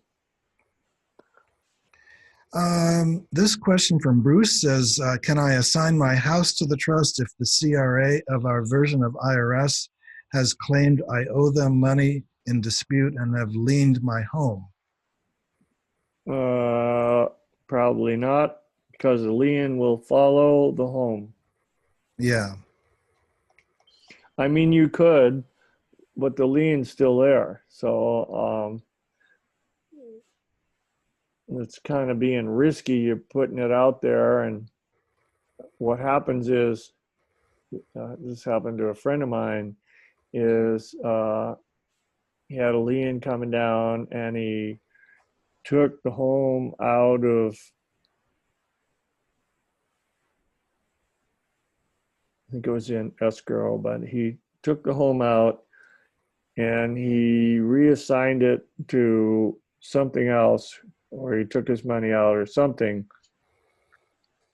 But then he waited a day too long, and they swooped in. They saw that it was just hanging out there. They swooped in and they snagged it. So he lost his home. So be really careful. I would If it's got a lien on it, I would deal with the lien. And don't you offer that service, Tanzan? Isn't one of your people into that? Yes, we can refer you to people who help with mortgage cancellation, removal of liens, IRS liens. We have outsourced people we refer to for problems like that. But Great. everyone, look, this is very important. This is a perfect illustration of why earlier is better. The Yeah. sooner, the better. If the person had had the house in the trust before it was liened, then it would not be possible to lien for the debts or liabilities of the individual. Right. That's the Exactly. whole point of putting things into the trust as early as possible. It's Yep. asset protection. You're right, Tanzan. You're the man of the hour. Ellie says, how can I raise my hand? If you're viewing this on the computer, there should be an icon near the bottom, has a little picture of a hand. It's the raise hand icon. Hey, I'm raising my hand.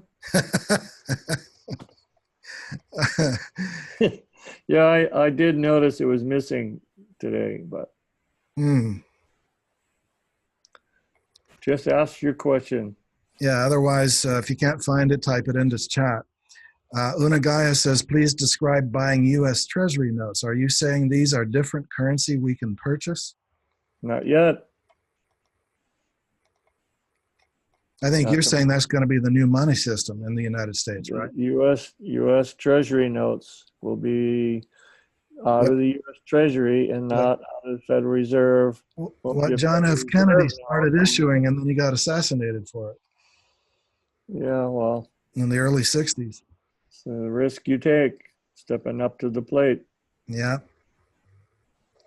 I recommend everyone read The Creature from Jekyll Island by G. Edward Griffin. That's the book that explains how we got the money system we have today. Yep. It's excellent. Excellent source. Okay, Mata asks, if distant trustees such as Monaco Management along with me, how do you manage getting signatures for bank account?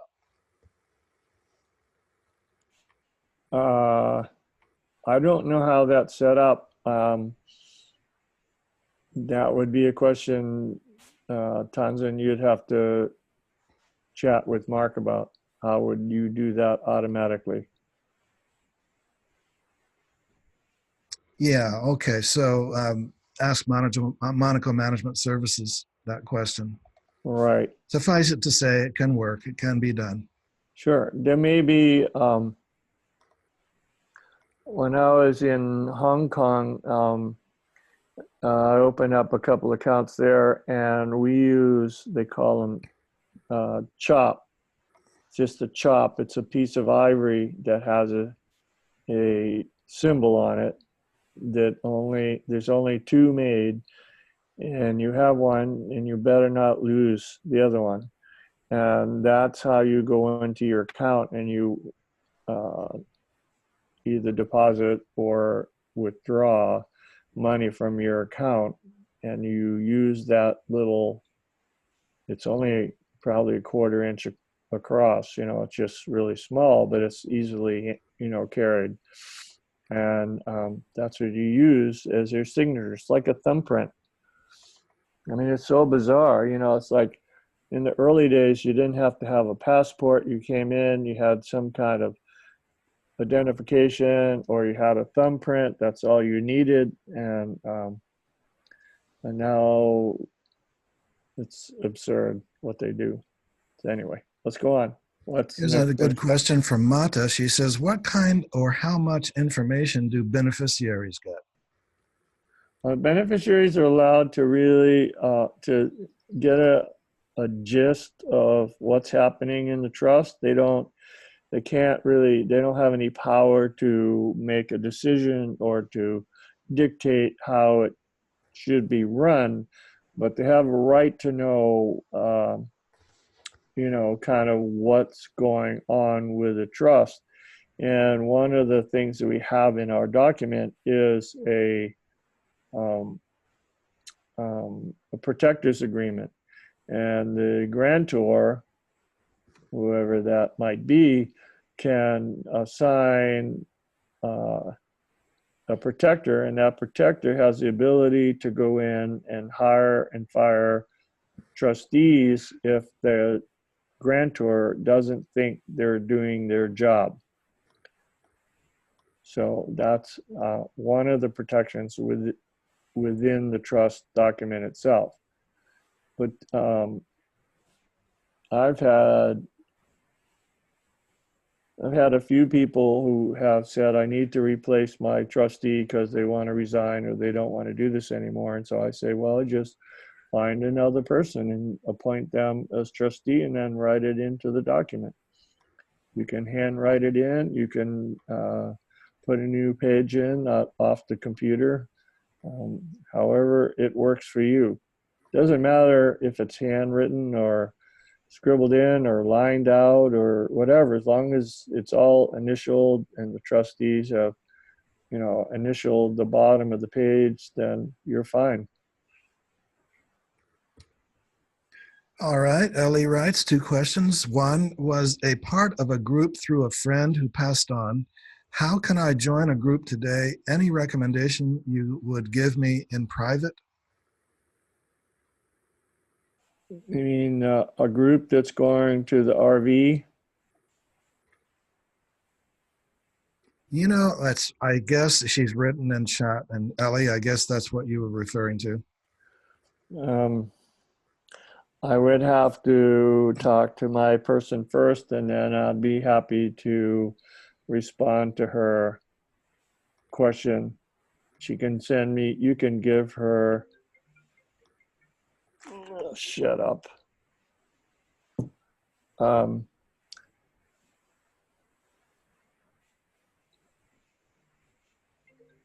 Go away. You got your phone ringing. Ellie, you can submit a help desk ticket on our website, and that'll go to our customer service and ask your question, and we can get an answer from Randall and send it back to you. Yeah, or, is she a client already? Or if you're a natural trust client, you have your direct contact with Randall. Right. Direct. I don't mind. As long as it's, not 17 pages long, I'm fine. Their second question is, what are the private banks or financial institutions that you mentioned? I think you already addressed that. Can't do it. Right. Yeah.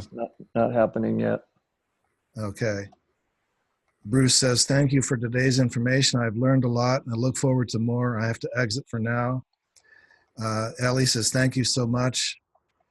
Thumbprint in red? Yes. Red ink?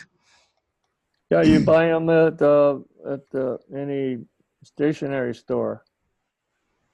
I mean, it was something that I use it occasionally now on certain documents. I'll sign in blue wet ink and thumbprint it, and that makes it pretty permanent and pretty indisputable. Unagaya, you said, I don't know who introduced me. I received the newsletter from Tonson. I don't know how. So just use our generic link that was printed here in this webinar. I gave it in the earlier part, and I'll give it again before we close. It'll also be on YouTube at brilliance-videos.com. You'll see the subscription link there. And we have a caller in with a raised hand from 450 area code. You are on the air. Hi, Chanson. Hi, Randall. This is Marianne from Quebec. Hi. Hey, Marianne. How are you? I'm Bonjour. fine. Well, you sound fine. You sound really good. I'm coming back with the question that I formerly asked, and I remember the answer. Could I make my trustee a beneficiary? And you had answered yes. Is that correct? Well, let's do a little research on this. There are other trustees? No, there's only one trustee. And I'm a grantor. I'm a beneficiary too. So my trustee, can my trustee be a beneficiary? I would suggest no, Oh, and just pay her a hefty salary. okay. Um, Okay, so, yeah. what happens is you're closing the net, you're really closing the net down. Yeah, yeah. And I want you to leave it open. So if she's the only trustee and wants to be a beneficiary, then I would say no, that's really, it doesn't work Would, enough. okay. How about if there was a second beneficiary, and a second trustee? If it's Would non-related, yeah, if Yeah. the second trustee is non-related, then that would work. She could be one of the beneficiaries, but is she the only beneficiary? No. Oh, you have others. Yes. Okay. Well, that would work then. But But do I still need it? if she's going to be a trustee and a beneficiary, then I would have you have a second co-trustee. That's what I was thinking, because I always felt something was wrong about this answer, or the way I understood it, at least. Okay, that answers the question. If I keep thinking of something else, I'll text you Okay. I'll email you. Okay. No problem. Thank you so much. Oh, Great you're evening. very welcome. Okay. Bye bye now. Thank you, Marianne. Au revoir. Au Au revoir. revoir. Okay, next in chat. Well, how you doing, Randall? We're probably going on and on here. We have more people today. Your first one for 2019. Yeah, I'm okay now. So I'm just Keep going it through all going. the. My energy's up and rocking and rolling. So Okay, can we come over and go surfing with you pretty soon? I sure hope so. Okay, and we see some exchanges here in the chat showing the Creature from Jekyll Island and the links to that and so forth and so on. Thank you everyone for putting that up.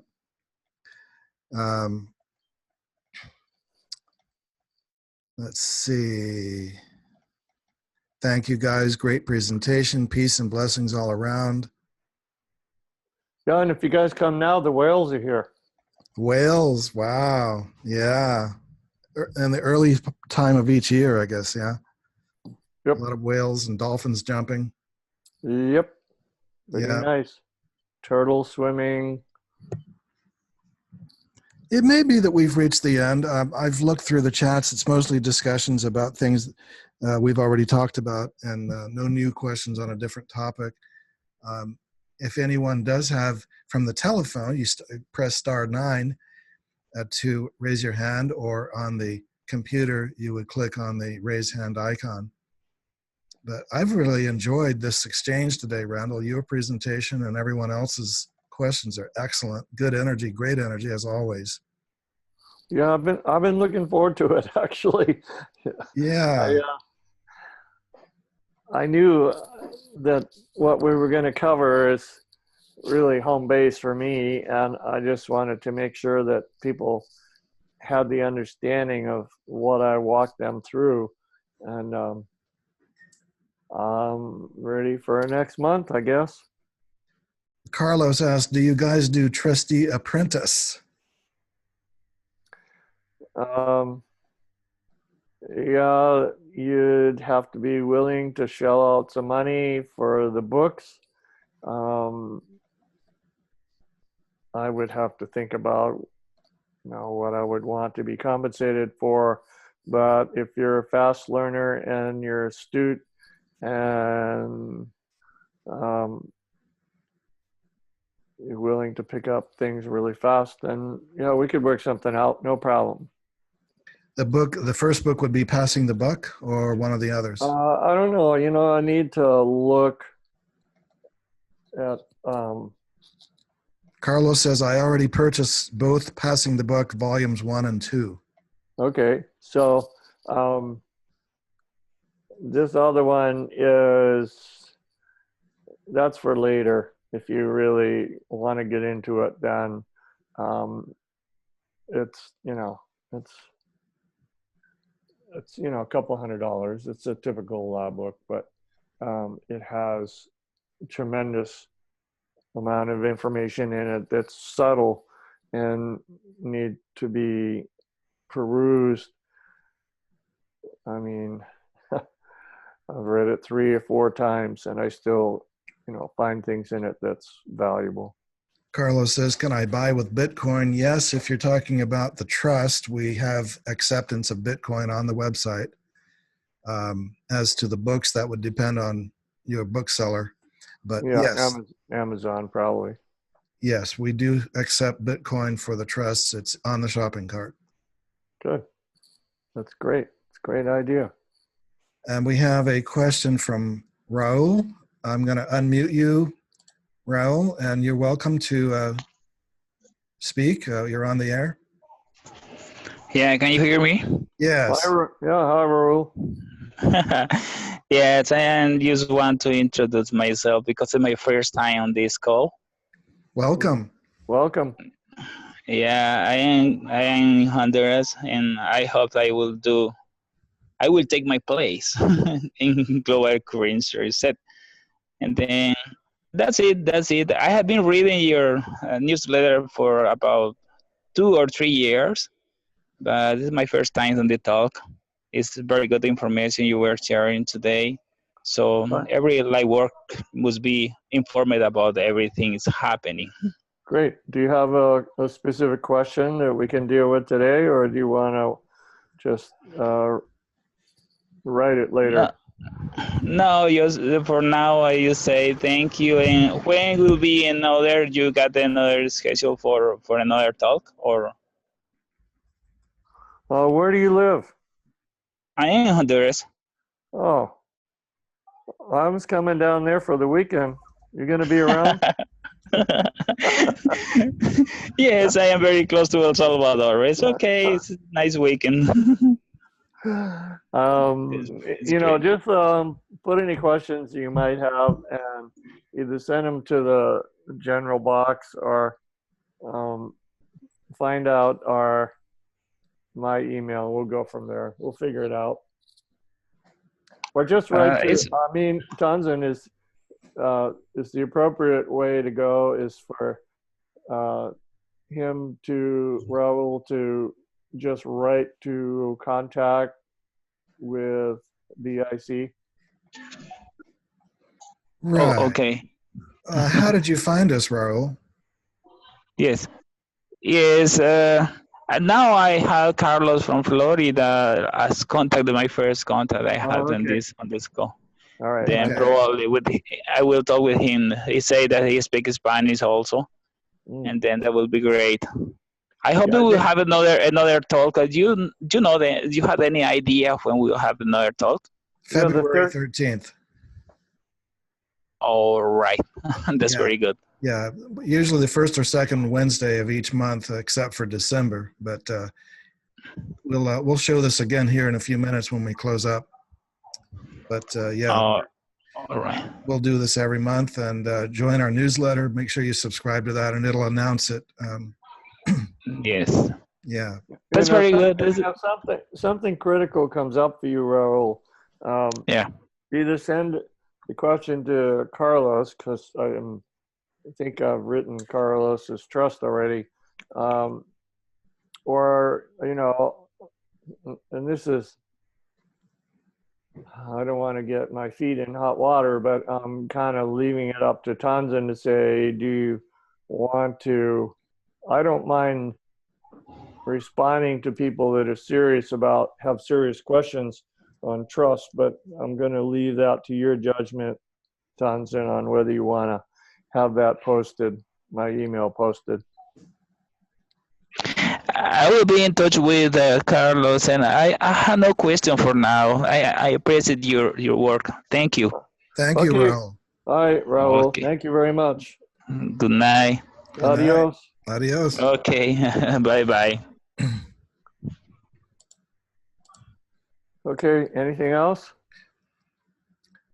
Tracy says, can you write gift letters after the RV as we do not know the value of currencies yet? Well, when you write a gift letter, Tracy, all you need to do is state the amount of the Right. currency.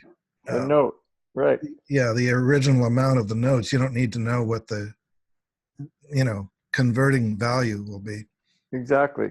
And I would suggest that you have, if whoever you're gifting it to, I would suggest that you mention them that it would be wise to think about getting a trust for that gift, because even if it's a small denomination, it may have significant value.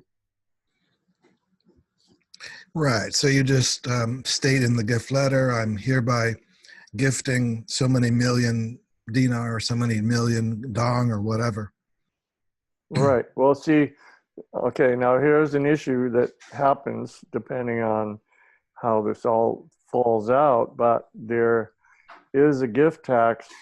If you give somebody more than, I think it's $14,000 or $15,000 a year, then there's a gift tax that goes back to the donor. So in other words, if you gave somebody $100,000, then you may have your own gift tax that you have to deal with. So I would suggest that if you're going to do that, that you have them consider starting, at least getting the abstract trust and starting them on their way to having a full trust.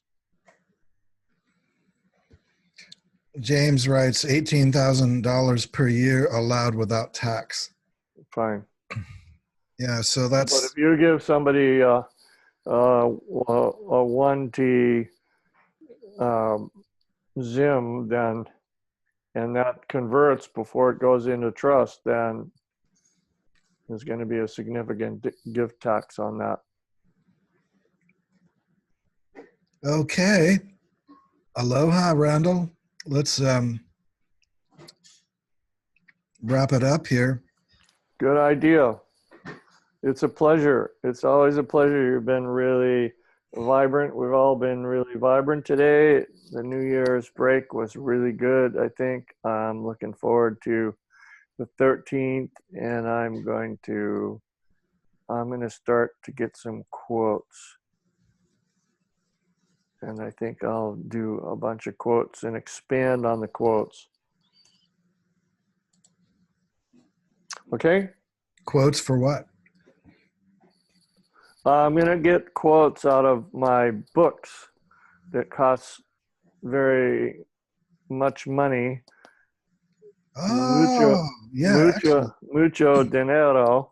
And see what I can extract. And then that can be like the headline of a topic. And then I can expand on that. And that'll really, give some new insights into what we're doing.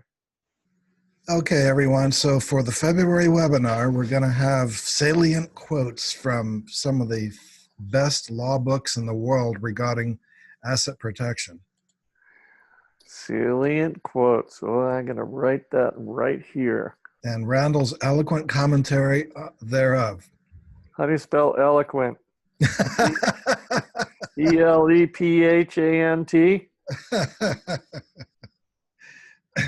Oh. Didn't you say you were going for a frontal lobotomy? Yeah, a bottle in front of me. Okay, everyone, there's the URL for those who don't have a referral affiliate, houseoffreedomtrust.com with dashes between each of the words. And then next month, February 13th, same time, same station, although there will be a different link because every time we do a Zoom webinar, there's a different call-in ID. So you'll have to watch the newsletter for that. And the newsletters are available, of course, at the same website. And also here's our phone number, 360-200-7521. And the newsletter sign up is on the website. It just, How did you get to get your lawn red? oh, I just planted all these pink flowers there. That's so trippy. Well, Okay, thank I'm you out of again. here. It's I'm beyond blasted. The energy of today was really good, and I really acknowledge everybody that came online and said something, and I really appreciate all your questions. So thank you very much. Aloha and mahalo, Randall, and thank you, everyone. And we will reconvene. Next month, same time. Okay. Aloha. Aloha.